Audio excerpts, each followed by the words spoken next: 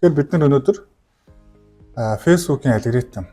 Бид нар бол Facebook-ыг ихэвчлэн пэйж нэгээд бизнесийнхаа үйл хэрэгт ашигладаг тийм. Ер нь юмыг альва юмыг гүнээс нь ойлгочвол та яд бас өөрийнхөө пэйжийг яг зөв зохистой хөгжүүлээд хандлтыг бас өндөр хэмжээнд авах юм боломж бас бүрдэх юм аа.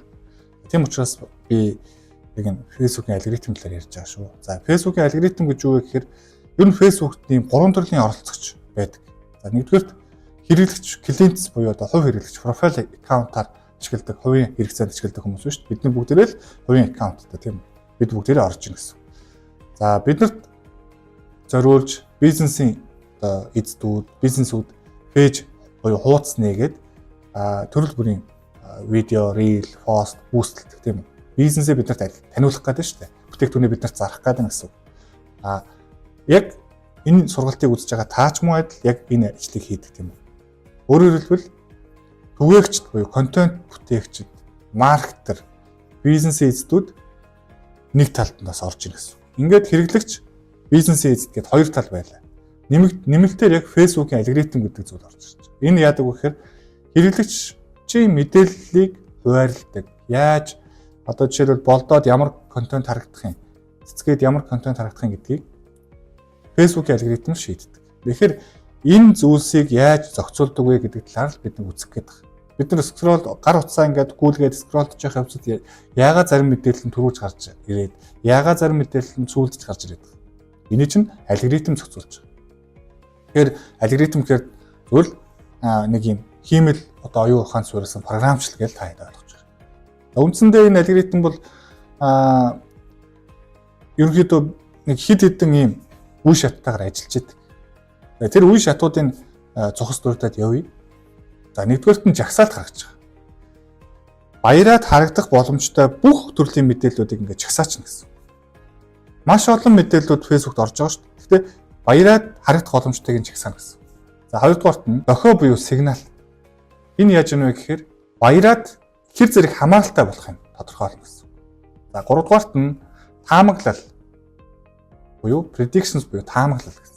За энэ юу ямар үе шат вэ гэхээр баяраад ямар мэдээд нь илүү үн цэнтэйг илүү хэрэгтэй байж болохыг таамаглаж байна гэсэн. За дөрөвдүгээрт нь хамаарал.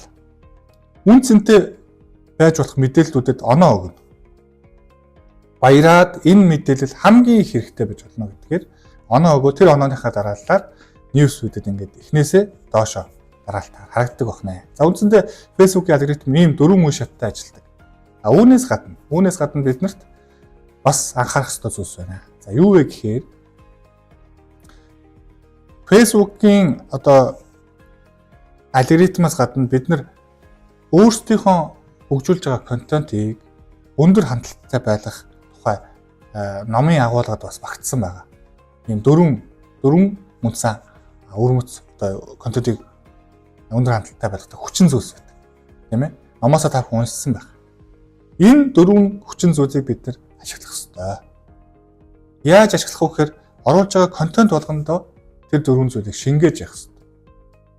Дээрээс нь контентыг өндөр байлгах нь нөлөөлдөг тэр одоо ангиллуудыг тийм контентын ангиллуудыг ялангуяа рил бол сүүлийн үед маш өндөр хандлттай байна. Рилийг төлхөө ашиглах. За рил дотроо хүнд ажилуулалтаа зөвлөгөө өгсөн, хүний асуудлыг шийдсэн, хэрэглэгчийн зовлон шийдсэн тийм мэдээллийг өгсөн агуулгатай тийм контентыг хөгжүүлэх ёстой. Энэ нөхцөлд алгоритм тэрийг дэмждэг юм аа. Тэгэхээр ерөөсөө бид нар энэ Facebook-ийн алгоритмыг өөрт ашигтайгаар эргүүлэхийн тулд ерөөсөө л контентынхаа агуулгад л анхаарах ёстой. Хичнээн гоё загвартай, хичнээн гоё харагддаг байлаа гэд тэр контент сайн явна гэсэн үг биш. Одоо жишээлбэл постерыг хичнээн гоё хийгээд тийм хичнээн сайхан өнгө төрхтэй хийгээд тэр агуулга нь өөрөө болохгүй явахгүй гэсэн. Рилийг хичнээн гоё зураг авалттай хийгээд агуулга нь нөгөө нэг контентыг өндөр хандлттай байлгахдаа дөрвөн хүчин зүйл, номон дээр заасан дөрвөн хүчин зүйл байхгүй бол явахгүй гэсэн. Тэгэхээр тэр агуулга гэдэг зүйлд маш их анхаараач. Тэр агуулгыг хэрвээ одоо юу гэдэг та өөрийнхөө одоо тарих одоо бодлоор ингээд креатив сэтгэлгээ чинь хүрхгүй байгаа бол одоо бэлэн тийм агуулгуудыг ашиглаач гэж би хэлээд байна. Энэ талаар дараагийн контентоо оруулъя. Өнөөдөр бол бид зөвхөн Facebook-ийн алгоритм яаж ажилладаг талаар цухас ингээд дуртад өнгөрч байгаа. Дараагийнхаа хичээлээр бид контентыг яаж өндөр хандлттай болгох вэ гэдэг талаар сурнаа.